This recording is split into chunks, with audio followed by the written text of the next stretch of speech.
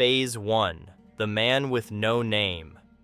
You are about to live the life of a legend, the greatest spy the Middle East has ever known. His name was Eli Cohen, but for the most important years of his life, that name did not even exist. To the leaders of Syria, you were someone else. You were Kamel Amin Thabet, a loyal son of the homeland. They welcomed you into their grand parties, into their military headquarters, even into their secret bunkers. They trusted you completely. Some even wanted to make you a minister. They had no idea. They were speaking to an Israeli. For 3 years, you fed Israel its deepest secrets, secrets that would change a war. And then, one morning, it all came apart. This is the true story of how one man fooled a nation and the price he paid for it. To understand how it ended, you have to go back to where it began.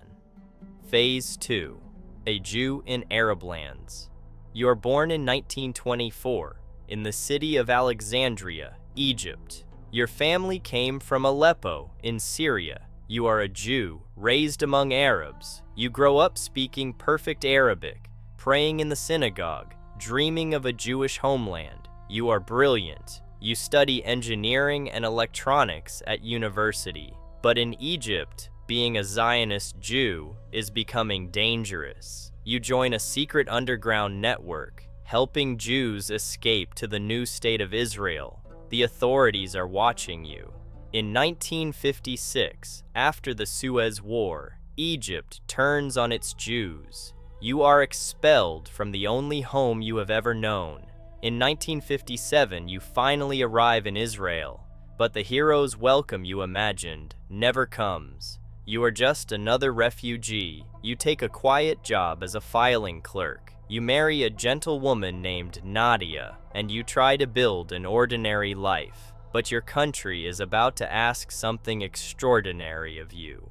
Phase 3. The Man they almost threw away. Israeli intelligence has a problem. Syria sits on its northern border, armed, hostile, and almost impossible to see inside. They need a spy who can pass as an Arab perfectly. Someone notices your file, a man who speaks flawless Arabic and thinks like an engineer. They approach you, and then, strangely, they walk away. At first, they decide you are not right for the job. You go back to your quiet life, but they cannot find anyone better than you.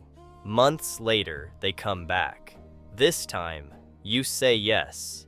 You disappear into months of brutal training. You learn to send coded messages by radio, your fingers tapping out Morse in the dark.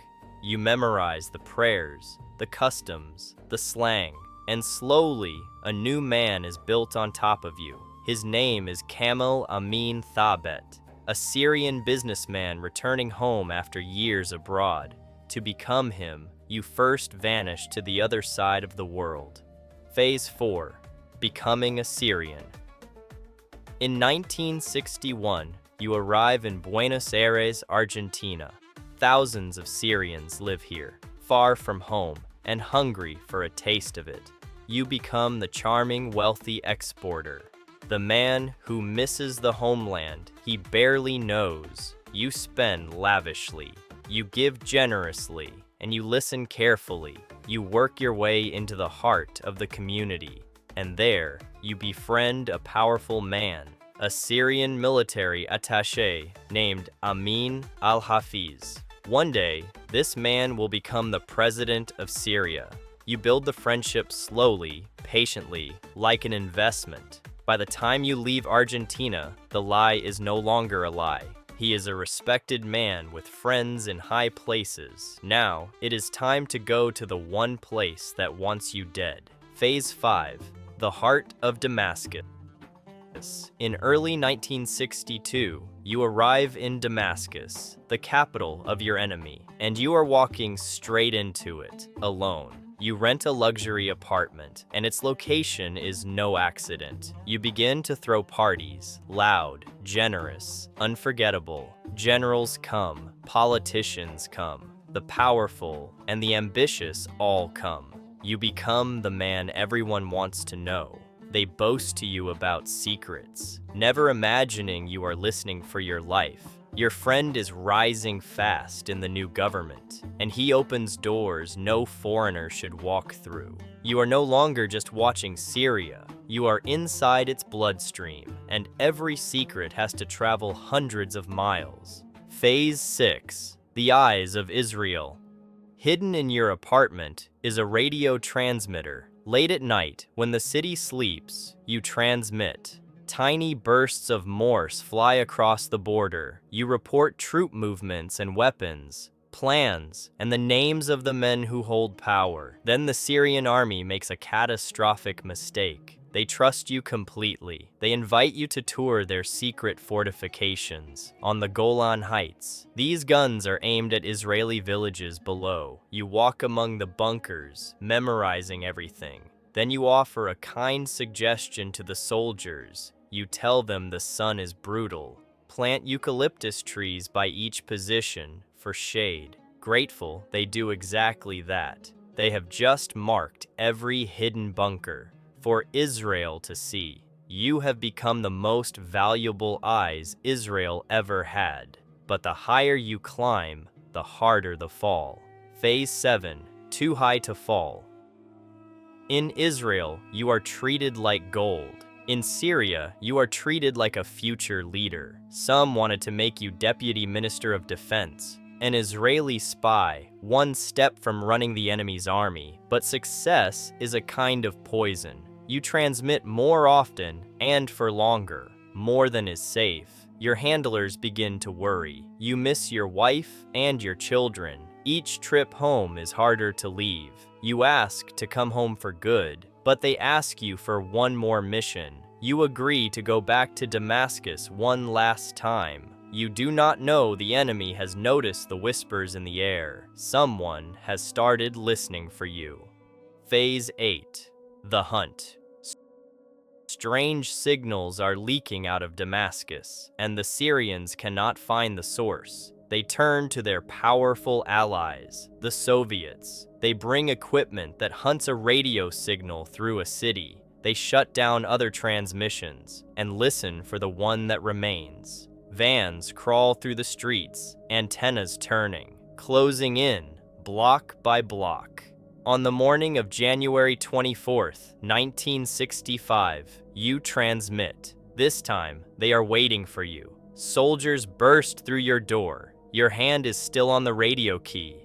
Kamel Amin Thabet is gone in an instant. Now there is only Eli Cohen, an Israeli spy in the heart of Syria. They torture you, but you protect your country. They put you on trial, and the world begins to watch. Letters beg for your life, from lawyers, from leaders, even from the Pope. Syria refuses them all. They want to make an example of you.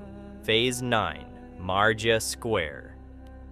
It is the morning of May the 18th, 1965. They walk you into Marjeh Square.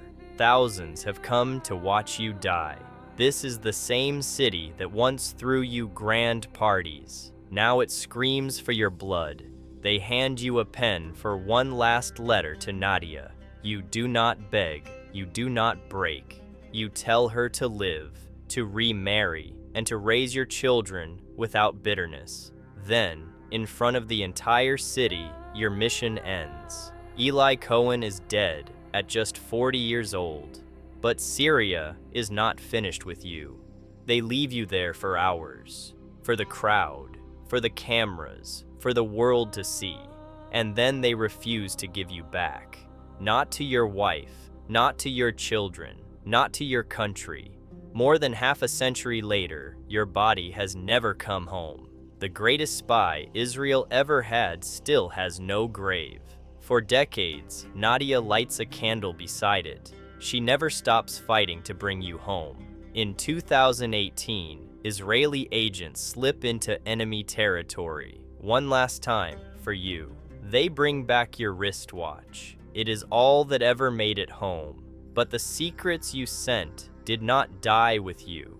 2 years later, Israel storms the Golan Heights, and the soldiers find their path marked. By the eucalyptus trees you told them to plant. The trees you planted win the battle you never saw. You gave your name, your family, and your life for a country you believed in.